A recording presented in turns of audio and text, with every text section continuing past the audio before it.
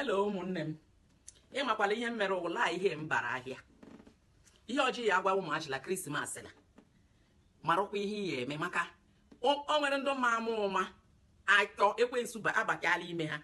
Ha jọchọ ka ụmụaji ka ha lee ebere kaseti la rebela alaba. Ka ha gebetekwuo nke ndụba anya ahụ anya rela alaba.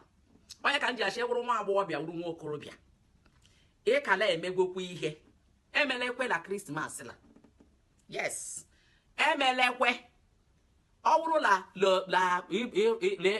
la ịraha ọtụ la Krismas. Onwe ihe o mere. Asị nwa agbọghọbịa na okorobịa. Lakpuo n'ime Jizọs. Maka ụmụaji hụcha ihe ha ga-achọ ka ere nke ndị Naijiria nke ndị ama anya ha. Ụlọ aghọta ihe m na-ekwu. Tụkpa ahụ ma ọ bụrụ ile eme ụdị ihe. Marụkwala the best thing will Jesus in your life.